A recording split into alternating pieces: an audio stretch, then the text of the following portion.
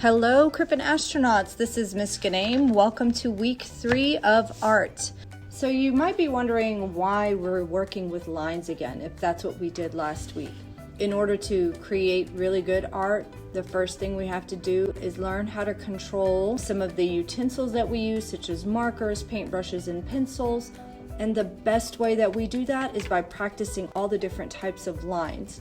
And lines are also important in our artwork because they form the shapes and the textures and the values and all the different things that make art wonderful. The more we practice lines, the better our art will be. So let's get started. So your supplies are simply going to be paper and anything that you can find around the house to color with. Before we begin, let's do a quick recap of all the different types of lines. This one's wavy, bumpy, dotted, looping, zigzag, castle, straight, spiral, diagonal, broken, and then some of my lines repeated. So I did another wavy line. And then this one here, I think this one might be a little bit more challenging. It's called a gestural line. It doesn't really have a pattern to it. I just kind of went with whatever my brain and hand were telling me to do. I didn't have a plan. I just kind of tried to make my hand do different things as it was going from this side of the paper to the other side. So gestural lines don't really have any sort of pattern to them. This is a thick line. Another word for thick is bold. And then, I don't know if you can see that, but I took a pen and I drew a thin line. And at the very end, I used this green marker and I drew a line that was very light. I hardly pressed on it. Do you see that? And then with the same marker, I kept going over here, except I kept going over the same spot over and over again because I wanted it to be darker and darker and darker. So I wanted you to see that even using the same color, you can have one part that's lighter and then the other part that's darker. And in art, we call that value, when things are lighter and darker. So now that we know what different types of lines there are, we're gonna go ahead and get into our lesson for today. We'll use a pencil first. I'm gonna spread out my fingers. Now this part's really important. Whenever you're tracing your hand or anything for that matter, you really want the eraser or the end of the pencil to be pointing straight up towards the ceiling. Because if you trace like this, it's not gonna work. I think I'm gonna do this like this.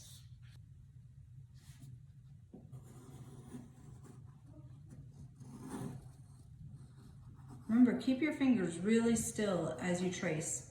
Notice how the eraser is still pointing straight up.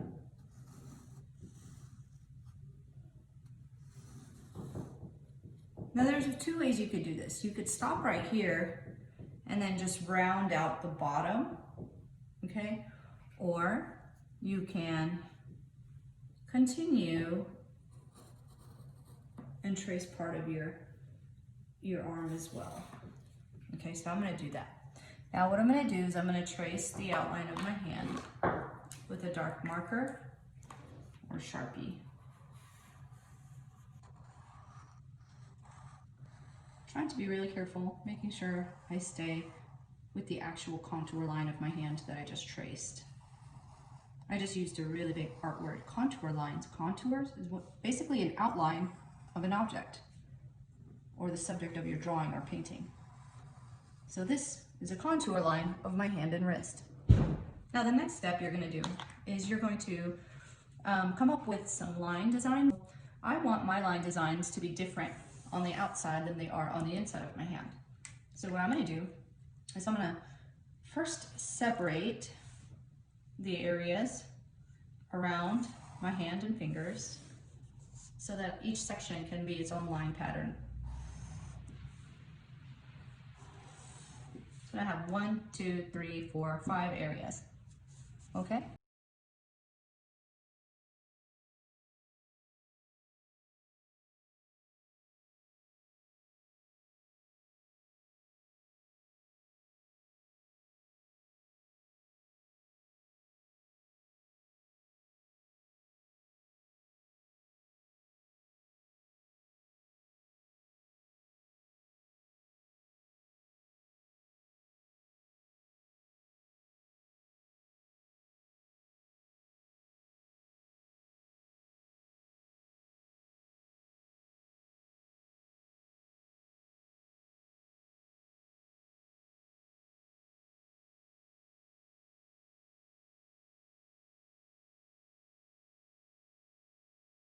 Fun fact, guys, when I record at home, if our cat Lena hears me inside the room talking, she'll start meowing outside the door the entire time until I let her in.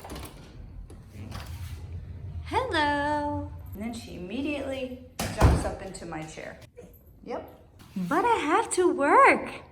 But I have to do an art lesson for all these kids. You ready to do some art? We gotta finish our lesson. So a little reflection on what happened. I messed up here. I started to do a line pattern, kind of like what I have here with the black, but then I tried it with the gray, and then somehow I got the angles of my lines wrong. So then I decided to just color it in all solid gray and then went over it with black. So I think it actually looks really cool now. You could see that I did some red wavy lines here, some green dots. So there's like a pattern inside of a pattern. And the same thing here, I did yellow broken lines, and then I went in with violet or purple castle lines.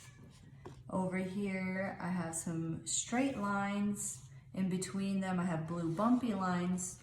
And then over here, I have looping lines, and I decided to color inside of the looping lines orange, just to give it another pop of color. So now it's time to add some line patterns inside the hand. And Zentangles are basically lines that create patterns. And I'm gonna create some here with you guys, and then you can create your own later on. A lot of times I like to just start and then change patterns as I go. I'm gonna start with some curved lines,